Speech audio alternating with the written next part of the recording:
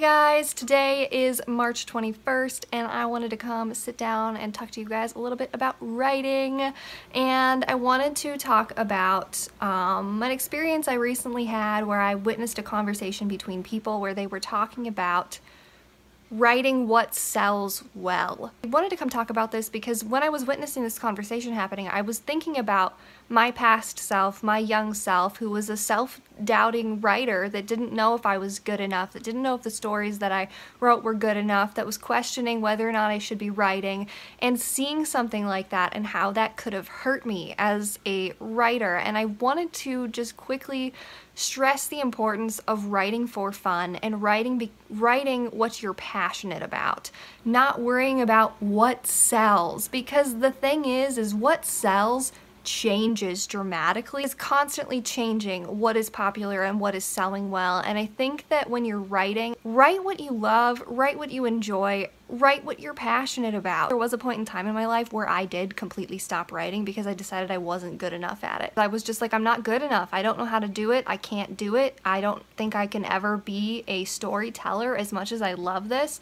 It's just not for me. It wasn't until my senior year that I don't even know what sparked it in me, but I started writing again and I started doing that more, and I was thinking about what if I went to school and was a creative writing major, but I never seriously pursued it because I was so scared that I wasn't ever going to be good enough. I really wanted to make this video because it makes me sad to see these conversations happening, to see how these can be so discouraging to people who just love writing, and I don't want you to ever feel discouraged to write. You're gonna make mistakes as a writer. I make mistakes all the time.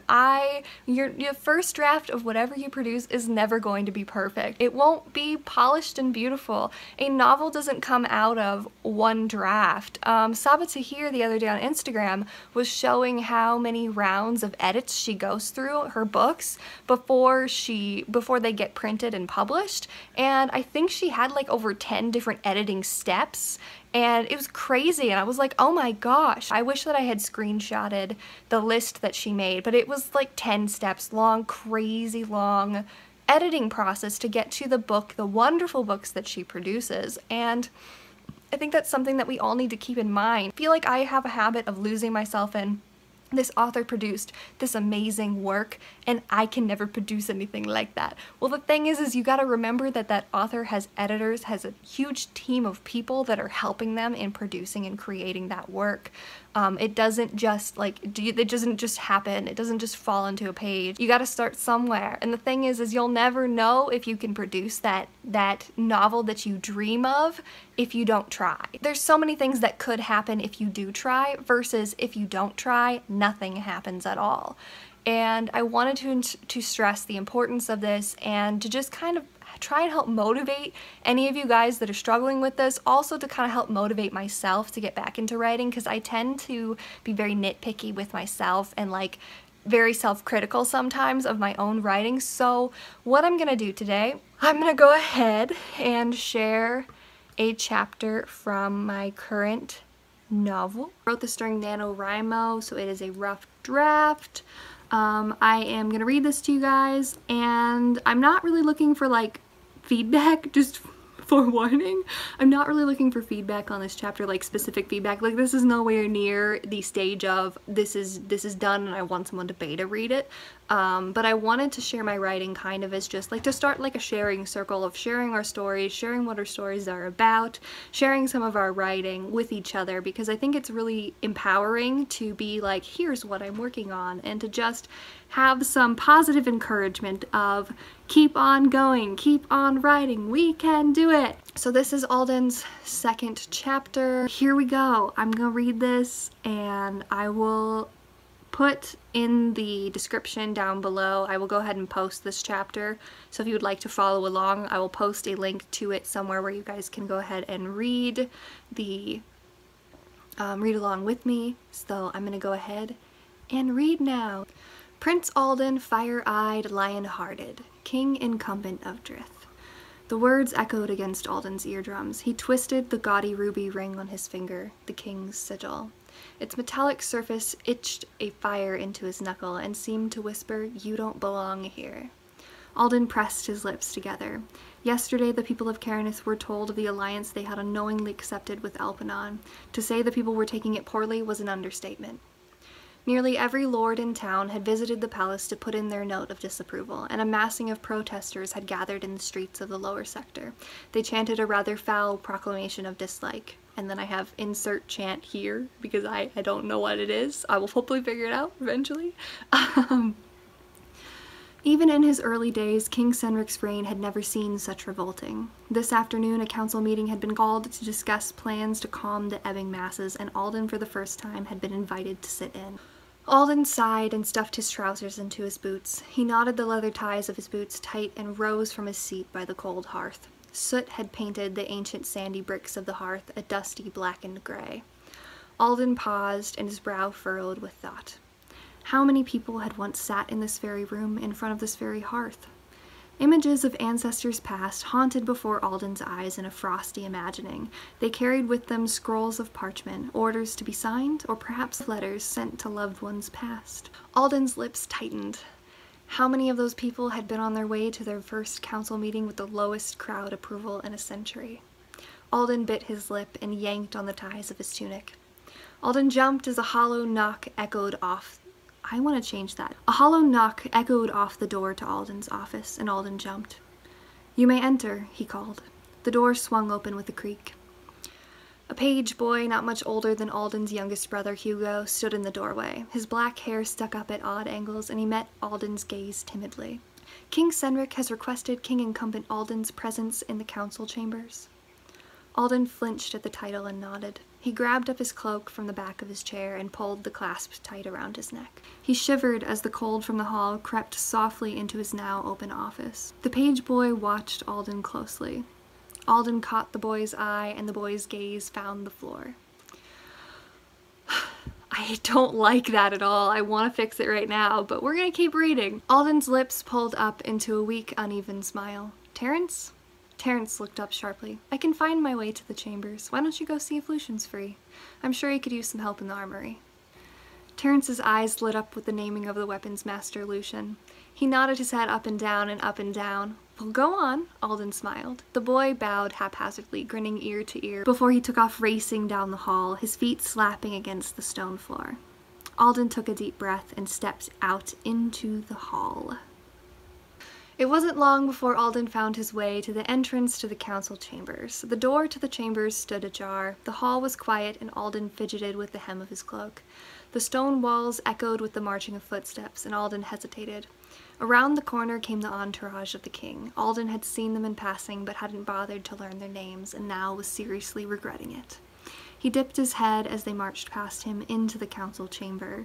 One by one, he felt the gaze land on his cowering shoulders, and a marked scoff could be heard here and there.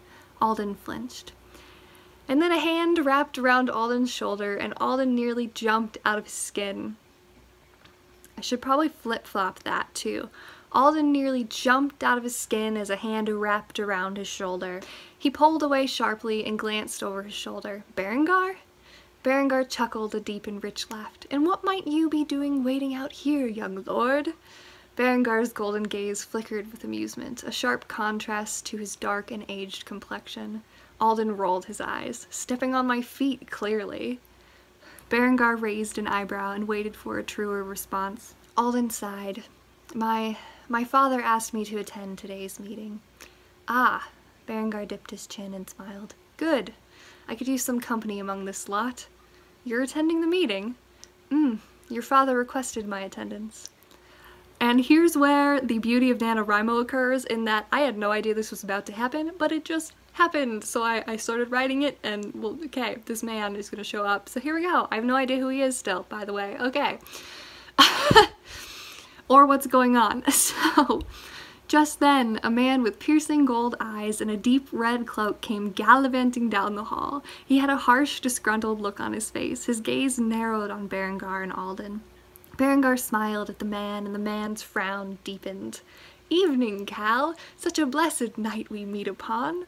The man turned up his nose and marched into the chambers. Berengar's grin grew wider, clearly pleased with himself. "What was that about?" "Oh, nothing. Just a little friendly competition," Berengar winked. He sighed. We best be getting inside. Competition? Alden started, but Berengar took a hold of Alden's elbow and pulled him into the chamber. Next paragraph. Alden gazed in awe at the high arcing ceilings of the chamber room. The walls were not a sandy brick like the rest of the castle, but were instead made of blocks of emerald stone. Each stone swirled with shades of mute gray. The walls arced up into a domed ceiling, which was painted some 1,000 years before in flaked gold. The gold had dulled in places and blackened around chipped edges. The air of the room was stale and cold despite the heat outside. Alden finally understood why the councilman always wandered into the, oh, gotta change this here. I will note this.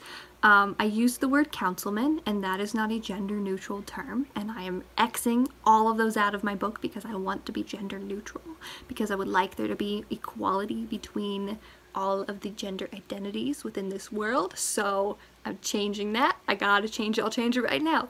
Alden finally understood why members of the council always wandered into the castle wrapped in cloaks. The air was icy and scraped against Alden's lungs. It was as if they'd been transported to night. It was as if the chamber was frozen in eternal night. That's NaNoWriMo for you. I don't know how to phrase a sentence. I don't know what I want there, so I'm gonna write it multiple ways and leave it in. Okay. Curious structure, isn't it? Alden jumped as Berengar appeared at his side once more. Alden nodded and Berengar smiled. Come, sit with me. He walked Alden down to the far end of the room. The table was cramped, and Alden suspected it was due to the added chairs for himself and Berengar. Alden turned inward as a tiny burr of guilt pricked at his gut. And this is where I want to flip-flop this again. A tiny burr of guilt pricked Alden's gut, and Alden turned inward. Maybe. I need to mess with that. So, why did my father ask you to this meeting? I believe I didn't say. Berengar quirked an eyebrow, and Alden's gaze shot towards the ceiling. And did your father provide you with any information as to your appearance at this meeting? Alden hesitated. King Cynric hadn't told Alden specifically why he was to be here. Alden had figured it was to expose him to a council meeting to help him gain experience before taking the throne, but now he was beginning to question that. With each new arrival into the council chamber, Alden's shoulders grew heavier and heavier with anxiety. Not a single council member showed any sign of approval or goodwill. None in the room dared look in Alden and Berengar's direction. Alden clenched his jaw and hesitated. There must be something foul in the air, Alden murmured as yet another council member entered with face fixed in displeasure. Berengar nodded. The council aren't too pleased with your father's deal either. That's right, Alden thought. All the council is to accompany King Cynric to Alryn. And I'm considering changing the capital name of Alryn to something else because it sounds a lot like Alden, so it's probably going to be changed pretty soon here. That's the capital of Elpanon. On to the story again. I'm sure they aren't too pleased to see myself here either, Berengar chuckled. Alden frowned and opened his mouth before closing it once more. Friendly competition? Berengar smirked and dipped his chin. You're learning. Alden sighed and picked at his fingernails. Hey, Berengar murmured, don't let these fools intimidate you, Fire Eyes. Alden's brow twisted as he met Berengar's golden gaze. They're more scared of you than they let on. Alden's eyes widened and unfocused. They're scared of me? Why are they scared of me? How am I supposed to lead if the entire kingdom is terrified of me? What do I do? What do I do? What do I do? Alden's thought was cut off abruptly as Berengar bumped his shoulder against Alden's, and Alden met Berengar's gaze once more. Berengar's brow turned upward. Now, come on, don't look at me like that. Berengar smiled softly and lowered his voice. They aren't worth your worry. Everything will be as it should soon. Berengar patted Alden's knee, but somehow the action didn't settle the growing nerves in Alden's gut. The room grew silent, and Alden looked up. As if summoned by the growing tension, King Cynric strode into the council chambers. Alden's chair squeaked loudly against the floor as he rushed to stand. King Cynric's maroon cloak billowed out behind him as he made his way to the front of the table. Alden's gaze briefly met King Cynric's before finding the floor. He twisted the sigil ring on his middle finger around and around, excruciatingly aware of the silence in the room. There we go! That is a rough draft from Alden's second chapter. of the book I'm currently working on. I'm working on a fantasy novel that features many different kingdoms. With lots and lots of different characters. Alden is currently the new main character of the story, which I recently decided and I'm very happy about. He is the second son of the King of Drith. I am currently still world building a few different things here and there. I am currently working on figuring out where each kingdom stands on trans rights and where each kingdom stands as far as gender identities go, if they have a gender binary or if they are different and have more than 2 genders.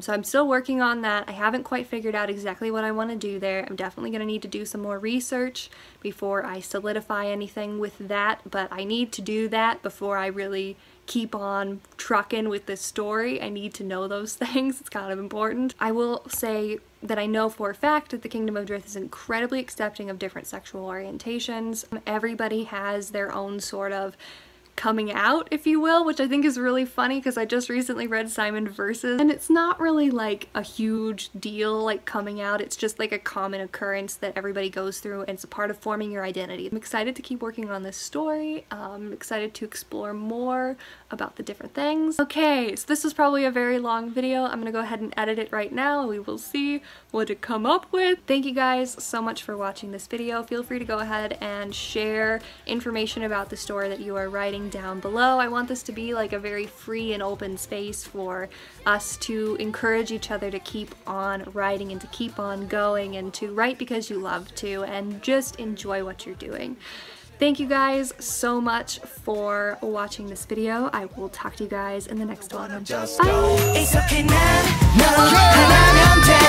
Bye!